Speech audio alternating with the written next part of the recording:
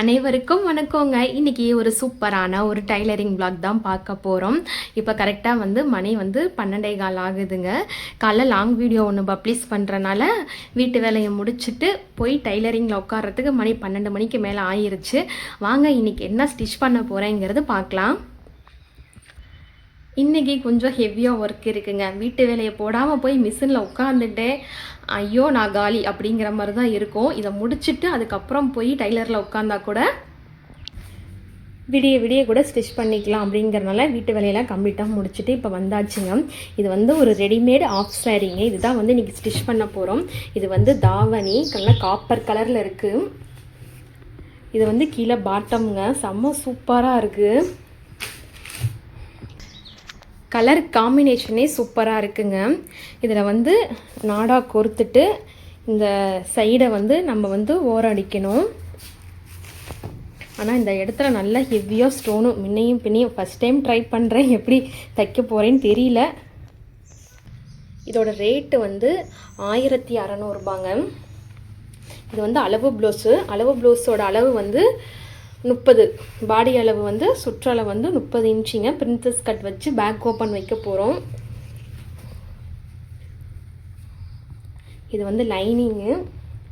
இது தாங்க blouse piece, blouse bit. இதில் என்ன ஒரு இதுனாங்க, அவங்க பேக் ஓப்பனில் கேட்டிருக்காங்க.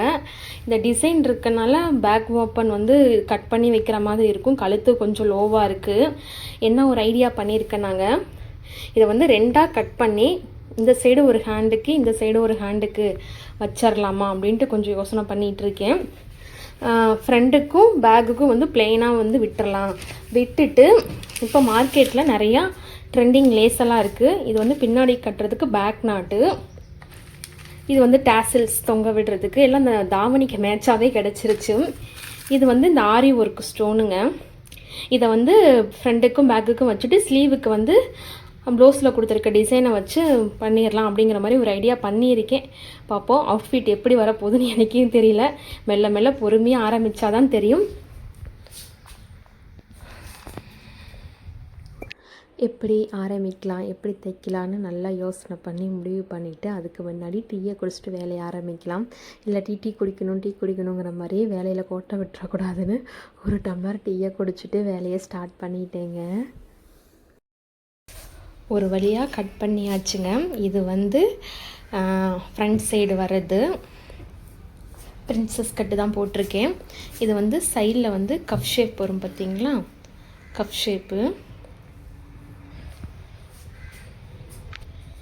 இது பேக் நெக்குங்க, பேக் ஓப்பனு. இதை அடித்து திருப்பிட்டு கூட நம்ம கட் பண்ணலாம். ஆனால் அவசரப்பட்டு பேக் ஓப்பன் தானே வைக்கிறோன்ட்டு சருக்குன்னு கட் பண்ணிட்டேன். இப்போ இது தனியாக அட்டாச் பண்ணுற மாதிரி இருக்கும். அவ்வளோதாங்க. ஸ்லீவ் மேலே குட்டியாக ஒரு அப்பர் பப் சொல்லுவோம் பார்த்தீங்களா, அது மாதிரி வைக்கலாம் அப்படின்ட்டு கட் பண்ணியிருக்கேன். இந்த ப்ளவுஸ் பீட்டில் பேக் நெக்குக்கு டிசைன் கொடுத்தாங்க பார்த்தீங்களா, அதுதான் பஃப்புக்கு சாரிங்க கைக்கு டிசைனாக கொடுக்க போகிறேன். இந்த சைட்லேயும் ஒட்டு போட்டுட்டு இந்த நடு சென்டரில் டிசைன் வர மாதிரி கொஞ்சம் ஒட்டு போட்டு கொஞ்சம் ஒர்க்கு தான் அதிகமாக இருக்குது. அவங்க பேக்கில் பிளேனாக இருந்தால் போதும், எனக்கு ஸ்லீவுக்கு தான் டிசைன் வேணும்னு சொல்லவும் இந்த மாதிரி ஐடியா பண்ணி கன்வெர்ட் பண்ணியாச்சுங்க. இது ஃபைனல் அவுட்புட்டு எப்படி வருதுன்ட்டு பார்க்கலாம். ஒரு வழியாக தைச்சாச்சுங்க. Princess cut, back open, upper ப்ளப் ஸ்லீவு, அதுக்கப்புறம் அந்த aari work stone, back knot. List பெருசாக போகுதுங்கிற மாதிரி சின்ன சைஸ் ப்ளவுஸ் தாங்க. ஆனால் வேலை பயங்கரமாக இழுத்துருச்சு. என் கைக்கு சின்ன பாப்பாங்கிறனால அந்த கழுத்துக்கு கொடுத்த டிசைனே 2 ஹேண்டுக்கும் சூப்பராக வந்துருச்சுங்க. இடையில 2 டாப்ஸ் வேறு அடிக்க வந்தாங்க. அதுவும் கொடுத்துட்டு 1 ஹவரில் வேணும். நாங்கள் சரி அவசரத்தில் கையும் ஓடாது, அண்டாக்குள்ளே தலைவிட்ட கதையாயிருங்கிறனால அந்த டாப்ஸை அடித்து கொடுத்துட்டு அதுக்கப்புறம் இந்த ப்ளவுஸை மறுபடியும் கண்டினியூ பண்ணிங்க. இது back side, back open. Canvas வச்சு தாங்க அடித்து திருப்பி இருந்தேன். இந்த ஆரி ஒர்க்கு ஸ்டோன் லேஸ் இருக்க பார்த்தீங்களா, இது நான் மிஷினில் அடிக்கலை. ஏன்னா அது ஃப்ளவர் டைப்பில் இருக்கனால ஊசி நூல் வச்சு சாண்டில் கலர் நூல் எடுத்து அதை கையால் தச்சு எடுத்துக்கிட்டேங்க. அப்பர் ஃப்ளப் ஸ்லீவு நல்லா இருந்துச்சு. பார்க்கும் போது அழகாக இருந்துச்சுங்க. அந்த பேக் சைடை மட்டும் கொஞ்சம் பேக் நெக்கு கொஞ்சம் இந்த ஸ்டோன் ஒர்க்கை கேப்பு விட்டுட்டேன். அப்புறம் கடைசியில் அதையும் ஃபுல் பண்ணி இப்போ ஓவராலாக ஃபுல் செட் தாவணி பாவாடை ரெடி ஆயிருச்சுங்க.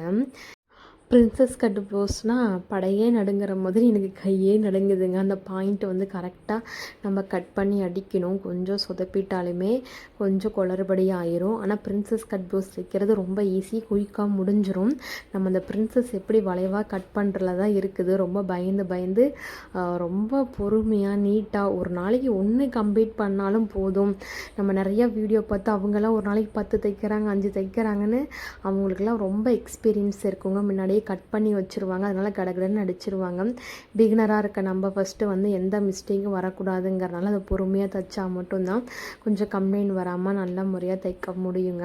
அதனால் ஒரு நாளைக்கு ஒன்று கம்ப்ளீட் பண்ணாலும் பரவாயில்லைன்ட்டு மெல்ல மெல்ல இந்த ப்ளவுஸு ஃபஸ்ட்டு அந்த பாவாடை அடித்து வச்சுட்டேங்க. நாட்டும் கொடுத்து வச்சுட்டு ஸ்டெப் பை ஸ்டெப்பாக ஒன்று ஒன்றா போனேங்க. கம்ப்ளீட் பண்ணிட்டேன் ஒரே நாளையிலேயே.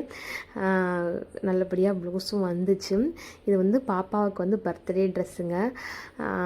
கொடுத்து விட்டுருந்தாங்க 3 நாளைக்கு முன்னாடியே. சரின்ட்டு நான் உடனே தச்சு கொடுத்துட்டேன். ஒரு வேலை முடிஞ்சால் நமக்கு மனசு வந்து ரிலீஃபாக இருக்கும், அடுத்த வேலையை ஃப்ரெஷ்ஷாக ஸ்டார்ட் பண்ணலாம் அப்படிங்கிறனால. இப்போ ஓவரால் ப்ளவுஸ் வந்து பாருங்கள் இப்படி தான் இருக்குது. தச்சு முடிச்சுட்டு கையோடு கொண்டு போய் டெலிவரியும் கொடுத்துட்டு அங்கனக்குள்ளேயே ஃபிட் செக்லாம் பார்த்துட்டு அதுக்கப்புறம் தான் வீட்டுக்கு வந்தேன். பாப்பாவோட ஃபோட்டோ வந்து அட்டாச் பண்ணுறேன் பாருங்கள். செப்டம்பர் 1 அன்னைக்கு birthday. Back neck front neck எல்லாமே சூப்பராக வந்துச்சு. முன்னாடி நெக் வந்து நல்லா க்ளோஸாகவே வச்சுருந்தேங்க. பிரின்சஸ் கட்டுங்கிறனால அழகாக இருந்துச்சு. கலர் காம்பினேஷனுமே சூப்பராக இருந்துச்சு. அதில் அப்பர் பப் ஸ்லீவ் தான் ஹைலைட்டு. நமக்கு ஃப்ரண்ட்டு பேக்கு கூட டிசைன் பெருசாக தெரியாதுங்க. அந்த ஸ்லீவில் அந்த டிசைன் வைக்கவுமே ரொம்ப அழகாக இருந்துச்சு. சனிக்கிழமை டெலிவரி கொடுத்துட்டு இது அப்படியே ஞாயிற்றுக்கிழமை மார்னிங் ஸ்டார்ட் ஆகுதுங்க. ஞாயிற்றுக்கிழமை காலையிலேயே எல்லா வேலையும் முடிச்சாச்சு. அவங்க அப்பாவுக்கு நைட்டு வேலைங்கிறனால நானும் வச்சு குட்டிங்கிறதாங்கனால சரி பழனி வரைக்கும் போயிட்டு கொஞ்சம் லைனிங்லாம் வாங்க வேண்டியது இருக்குது, வாங்கிட்டு வந்துடலாம். அப்படியே வந்து பழனியில் சனி ஞாயிறு ஆகிட்டா 2 ஹவர்ஸ் ஆஃபர் போடுறாங்க. அந்த ஆஃபரில் எதுவும் வாங்குறனோ இல்லையோ, ஆனால் என்னென்ன வச்சுருக்காங்க, என்னென்ன விலை கம்மியாக தராங்க, என்னென்ன பொருள் இருக்குங்கிறத பார்த்துட்டு வரதெல்லாம் ஒரு அலாதி இருந்தோம். மைண்டும் கொஞ்சம் ரிலாக்ஸாக இருக்கும். சரின்ட்டு ஞாயிற்றுக்கிழமை போல் ஒரு 10 மணிக்கு வீட்டு வேலையெல்லாம் கம்ப்ளீட்டாக முடிஞ்சிருச்சு. லைனிங்லாம் கொஞ்சம் வாங்க வேண்டியது இருக்குங்க. சரி வாங்கிட்டு வந்து அன்றைக்கி வெள்ளனா எந்திரிச்சதுனால அப்படியே அடுத்தடுத்து என்ன வேலை செய்யலாம் அப்படிங்கிற மாதிரி கொஞ்சம் சுறுசுறுப்பாகவே இருந்தேன். லைனிங் வந்து நான் வந்து துணிக்கடை பெரிய டெக்ஸ்டைல்ஸ் இருக்க பார்த்தீங்களா, 3 மாடி கட்டடம் 4 மாடி கட்டடம் அங்கே வாங்க மாட்டேன். காஜா சென்டர் பட்டன் சென்டர்னு சொல்லுவாங்க பார்த்தீங்களா, அங்கே வாங்கினா அந்த துணி வந்து கிராஸே இருக்காது. அங்கே வாங்குகிற துணி வந்து நம்ம தண்ணியில் போடணும் அவசியமே இருக்காதுங்க. அது வந்து நல்லாயிருக்கும். நம்ம சுருக்கு இருந்தால் அயன் பண்ணி மட்டும் தைச்சா போதும். நான் 1 மீட்டர் 35 ரூபாய்க்கு வாங்குவேங்க. அயனிங்லாம் பண்ணுறனால கஸ்டமருக்கு வந்து நான் 50 ரூபா ரேட் போட்டுக்குவேன். அது இல்லாமல் நான் 1.25 மீட்ரு தான் வாங்குவேன். நான் 1 மீட்ரு வாங்க மாட்டேன். ஏன்னா வந்து ஒட்டு போடுற மாதிரி வரும். துணி கொஞ்சம் லென்த்தாக வாங்கினோம்னா நமக்கு பிகினராக இருக்கிறவங்களுக்கு தாடாத்தியாக கட் பண்ணி ஆடல் படலாக ஸ்டிச் பண்ணுறதுக்கு நல்லாயிருக்கும். ஏன்னா கஸ்டமர் தான் காசு தராங்க. அதனால் வந்து துணி வாங்குகிற விஷயத்தில் கஞ்சத்தனம் பார்க்காம தாராளமாக நான் 1.5 மீட்டர் எடுத்துகிட்டு வந்துடுவேங்க. எடுத்துகிட்டு வந்து அப்போ தான் வந்து கை ஜாயிண்ட் எதுவுமே வராமல் நீட்டாக இருக்குங்கிறனால தாராளமாக வாங்கிட்டு வந்துடுவேன். இது வந்து ஒரு 150 ரூபாய்க்கு வந்து ஒரு 5 நாளைக்கு முன்னாடி ஒரு சாரீ எடுத்துகிட்டு வந்தேங்க. இது லைனிங் வந்து 2 மீட்டருங்க. ஒரு லாங் மேக்ஸி தைக்கலாம் அப்படிங்கிறனால இது வந்து சர்க்கிளாக போடலாமா இல்லை ப்ளீட்டட் மேக்ஸியாக தைக்கலாமான்னு ஒரு வழியாக ரொம்ப யோசனை பண்ணி ப்ளீட்டடே தைச்சிடலாம். ஏன்னா சர்க்கிள் மேக்ஸி தைக்கும் போது நமக்கு வந்து அந்த கீழே மடித்து அடிக்கும் போது கிராஸ் நிறையா வரும். அதுக்கு ஒரு ஃபுட்டு இருக்குது. அதை வாங்கிட்டு அதுக்கப்புறம் நம்ம அதை ட்ரை பண்ணிக்கலாம். இப்போதைக்கு ப்ளீட்டட் மேக்ஸி வைப்போம், நல்ல முறையாக தைச்சி பார்ப்போம், எப்படி வருது என்னங்கிற பார்த்துட்டு நிறையா தைச்சி பழகிக்கலாம் அப்படிங்கிறனால கட் பண்ணிவிட்டு தைச்சிட்டு இருக்கேங்க. மேலே வந்து காஃபி கலர் அந்த ப்ளவுஸ் பிட்டு தான் வச்சேன். அதுக்கு பிளாக் கலரில் என்கிட்ட லைனிங் பிட்டு இருந்தனால நான் அதை வச்சுட்டேங்க. சேலையோட மொத்தம் மீட்ரு வந்து 5 மீட்ரு இருந்துச்சுங்க. நான் வந்து 3 மீட்ரு வந்து மேக்ஸி டாப்புக்கு எடுத்துக்கிட்டேன். ஒரு 1.5 மீட்ரு வந்து நான் ஷாலுக்கு எடுத்துக்கிட்டேங்க. ப்ளீட்டர் மேக்ஸிங்கும் போது நமக்கு ஒரு 3 மீட்ரு இருந்தாவே சூப்பராக. இப்போ எனக்கெலாம் வந்து XXL எக்ஸல் வரைக்குமே என்னோடய பாடிக்கு வந்து செட் ஆகுங்க. அதனால் 3 மீட்ரு வந்து நான் கட் பண்ணிட்டேன். அழகாக வந்து ஒரு டீனேஜ் பொண்ணுங்களுக்கெலாம் 3 மீட்ரு இருந்தால் அழகாக வந்து ஹைட்டு வித்து எல்லாம் வச்சு சூப்பராக தைக்கலாம். இப்போ ஷாலு தாங்க, கொஞ்சமாக துணி வந்து மிச்சம் இருந்துச்சு, அதை வந்து அப்படியே ஒட்டு போட்டு அந்த ஷாலை வந்து லென்த்தி ஷாலாக ஆக்கிட்டேன். ஒரு சேரீயில் ப்ளவுஸ் பீட்டை வந்து மேலே டாப்புக்கு 3 மீட்ரு வந்து பாட்டமுக்கு, அதிலே ஷாலும் எடுத்தாச்சு. கிட்டத்தட்ட 150 மீட்ரு, 2 மீட்ரு லைனிங் வந்து 100. டக்குன்னு வேலை முடிஞ்சிச்சுங்க. சூப்பராக வந்துருந்துச்சு. நல்லா முன்னாடி வந்து க்ளோஸ் நெக்கு தாங்க வச்சுருந்தேன், ரொம்ப விரிவாக வைக்கல, வேறு டிசைனும் வைக்கல. ஏன்னா அந்த பூ டிசைன் வரனால டிசைன் வச்சா அது எதுவும் கட் ஆயிருங்கிறனால அப்படியே ரவுண்ட் நெக்காக வச்சுட்டேன். உள்ளே 2 மீட்டர் லைனிங் தாராளமாக கொடுத்தேங்க. ஃப்ளீட்டட் வந்து கொஞ்சம் நிறையா வந்துச்சு. நான் வந்து குறுக்க வந்து கட் பண்ணி ஜாயின் பண்ணிக்கிட்டனால அந்த கெவுன் ஃபுல்லாக லைனிங் வந்து எனக்கு சூப்பராக ஃபாலோ ஆகிருந்துச்சுங்க. நல்ல முறையாக தைச்சி முடிச்சுட்டு அடுத்தது வந்து ஒரு லைனிங் ப்ளவுஸுங்க. இது வந்து 1.5 மீட்டர் லைனிங்கு, அவங்களுக்கு 1 மீட்டர்லேயே தைச்சிடலாம். இருந்தாலும் 1/2 மீட்டர் நான் சேர்த்து எடுத்துகிட்டு வந்தேங்க. ஏன்னா கை வந்து ஜாயிண்ட் இல்லாமல் தைக்கணும். அந்த கைண்டு ஜாயிண்ட் போட்டுட்டு இருந்தால் அப்புறம் கொஞ்சம் ஏற்ற இறக்கம் வரும், அதுக்கப்புறம் கொஞ்சம் பிசுறு நம்ம கட் பண்ணுற மாதிரி இருக்கும், ஏகப்பட்ட வேலை இருக்குங்கிறனால 1.5 மீட்டர் தாராளமாக லைனிங் வாங்கிட்டு வந்துட்டேன். அது இல்லாமல் தைக்க போகிற ப்ளவுஸ் வந்து velvet blouse. First time velvet blouse தைக்கிறேன். நானும் யூடியூப்பில் 2-3 வீடியோ பார்த்தேங்க. வெல்வெட் வந்து இழுக்க இழுக்க நல்லா இழுவை கொடுக்குது. அதை வந்து கரப்பகுதி பார்த்து கட் பண்ணோம்னா அந்த இழுவை வரலைங்க. நம்ம நார்மலாக போட்டு கட் பண்ணோம்னா அது இழுக்க இழுக்க நல்லா ஃப்ளெக்சிபிள் ஆகுது. திண்டுக்கல்லேருந்து இந்த ஜாக்கெட் நமக்கு கொடுத்துருக்காங்க. அது ஃபஸ்ட் டைம் கொடுத்துருக்காங்க. ஃபஸ்ட் டைமே வந்து பெரிய டாஸ்க்காக வெல்வெட் ஜாக்கெட் கொடுத்துருக்காங்க. அப்படியே ஒரு இன்ச்சியும் பார்த்து பார்த்து நுணுக்கமாக அப்படியே அளவு ப்ளவுஸில் என்ன கொடுத்தாங்களோ அப்படியே உத்து பார்த்து இந்த ப்ளவுஸை வந்து தைச்சிங்க. ஃபைனல் அவுட்ஃபுட்டு இதில் காமிக்கிறேன் பாருங்களேன். இதில் வந்து கரப்பகுதி எங்க அப்படிங்கிற மாதிரி தேடி போட்டு கட் பண்ணிகிட்டு இருந்தேன். அப்படியே இழுக்க ஜவ்வாக இழுக்குது பாருங்கள். ஆனால் நம்ம டைலரில் வந்துங்க நம்ம ஃபேப்ரிக்கை வந்து நம்ம நாலேஜ் பண்ணி அதை வந்து பழகிட்டாவே போதும். டைலரிங் வந்து ரொம்ப ஈஸிங்க. மற்றபடி ஏன்னா அந்த துணியை பொறுத்து தான் வந்து அந்த அளவு வந்து டைட் ஆகிறது, கூடுது, கொஞ்சம் லூஸ் கொடுக்கறது எல்லாமே ஃபால்ட்டு வருங்க. அதை மட்டும் நம்ம ஒரு ஃபேப்ரிக்கும் தைச்சி பழகிட்டோம்னா நல்லா பழகிக்கலாங்க. ஏன்னா காட்டன் வந்து இழுவே கொடுக்காது. இப்போ இந்த வெல்வெட் கிளாத் வந்து நல்லா இழுவை கொடுக்கும். ஆனால் கொஞ்சம் டாஸ்க்கு தான் டைலரிங் வேலையில். சரிங்க, அப்புறம் ஊர்லேருந்து அம்மா வந்திருந்தாங்க. சரின்ட்டு தம்பியை கூப்பிடும் போது அம்மாவையும் கூட்டிகிட்டு வந்தேன். கொஞ்சம் டீ ஸ்நாக்ஸ் எல்லாம் அப்படியே வெளியே சாப்பிட்டு ரிலாக்ஸாக அதுக்கப்புறம் தம்பியை கூட்டிகிட்டு அப்புறம் வீட்டுக்கு போகலாம் அப்படின்ட்டு அப்படியே கொஞ்சம் பர்ச்சேஸ் பண்ணலான்ட்டு வந்தோம். உடனே ஃபோனு, வீட்டில் தண்ணி வண்டி நிற்கிது, சீக்கிரம் வீட்டுக்கு போங்கன்னு சொல்லவுமே வேகமாக எந்த பர்ச்சேஸும் பண்ணல. வந்து அப்புறம் தண்ணியை தான் பிடிச்சிட்டு இருந்தோம். அம்மாவுக்கு வந்து ஒரு வாரத்துக்கு வேலை வந்து லீவுங்க. இல்லாட்டிலாம் வந்து இப்படிலாம் இருக்கவே மாட்டாங்க. ஞாயிற்றுக்கிழமை காலையில் வந்தால் திங்கக்கிழமை காலையில் 7 மணிக்கு இங்கே கிளம்பி 9 மணிக்கு வேலைக்கு ஆஜராகிடுவாங்க. ஏதோ வந்து கூட இருக்கிறது கொஞ்சம் நல்லா இருந்துச்சு. ஏன்னா எப்போவுமே வந்து இவ்வளோ 2-3 நாளாக இருக்கவே மாட்டாங்க. காலைல சுடுதண்ணி ஊற்றிட்டு வந்த மாதிரி உடனே ஓடிடுவாங்க. எனக்கு கொஞ்சம் ரிலாக்ஸாக இருந்துச்சு வந்து வீட்டில் அவங்க இருக்கவுமே. ஏன்னா இப்போ அவங்க அப்பாவும் அடிக்கடி நைட்டு வேலைக்கு போயிடுறாங்களா, நானும் வச்சு கூட்டி தனியாகவே இருக்கிறோம். வந்து அம்மா 2 நாள் இருந்தது கொஞ்சம் ஒத்தாசையாக இருந்துச்சு. நான் என்னோடய வேலைகளை பார்த்துட்டு இருந்தேன். இப்போ வந்து இந்த வெல்வெட் ப்ளவுஸ் வந்து முன்னாடி கஃப் ஷேப்புங்க. ஒரு பால் பின்னும் வச்சு நல்லா செக்யூர் பண்ணிவிட்டு அதுக்கப்புறம் தான் சுற்றிலும் அடித்து எடுத்தேன். இவங்க வந்து நல்லா ஃப்ரண்ட்டு கழுத்தும் பேக் கழுத்தும் நல்லா ப்ராடாக அளவு ப்ளவுஸில் இருந்துச்சு. ரொம்ப நம்ம அதிகமாக வச்சு கழுத்து லூஸ் வந்துட்டு என்ன பண்ணுறதுன்ட்டு இன்ச்சாக அளவெடுத்து தைச்சேன். கண்டிப்பாக மதியத்துக்கு மேலே கட் பண்ணிங்க. கட் பண்ணிவிட்டு ஓரமாக எடுத்து வச்சுட்டு தம்பியை கூட்டிகிட்டு வந்துட்டு சாயந்தரத்துக்கு மேலே தான் தைக்க ஆரம்பித்தேன்.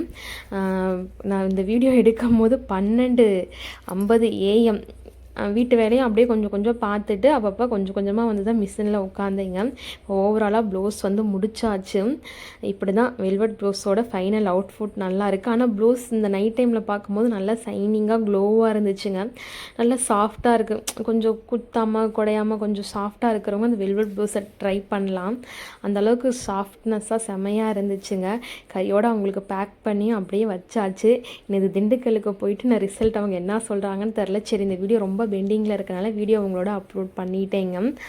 அதுக்கப்புறம் வந்து நம்ம வீட்டில் சிலிண்டர் தீர்ந்து போச்சு. 2மே வச்சுருக்கோம். அடிஷ்னல் சிலிண்டரும் தீர்ற அளவுக்கு மறதி வந்து ஜாஸ்தியாகிக்கிட்டே போகுது. வீட்டில் என்ன இருக்குது ஏது இருக்குதுன்னு கூட பார்க்குறதில்ல. ஏன்னா அவங்க அப்பாவும் அடிக்கடி வேலைக்கு போயிடுறாங்களா, ஏதோ நானும் வச்சு ஏதோ சமைச்சு சாப்பிட்டு போகிறனால சிலிண்டர் தீர்ந்ததே மறந்துட்டோம். அப்புறம் வந்துட்டு நல்ல வேளை காலையில் வந்து சாம்பார் சேர்த்தியே வச்சாச்சுங்க. ஊர்லேருந்து அம்மா மாவாட்டி கொண்டு வந்தாங்க. அப்புறம் பார்த்தோம் கரண்ட் அடுப்பில் வந்து ஊற்றலாம், ஆனால் வந்து நம்மள்ட்ட நான்ஸ்டிக் கிடையாதுங்க. அதனால் விறகடுப்பு வெளியில் பற்ற வச்சு மழை வேறு, அடுப்பு பற்ற வச்ச நேரம் மழை வேறு பயங்கரமாக தூரிட்டு இருந்துச்சு.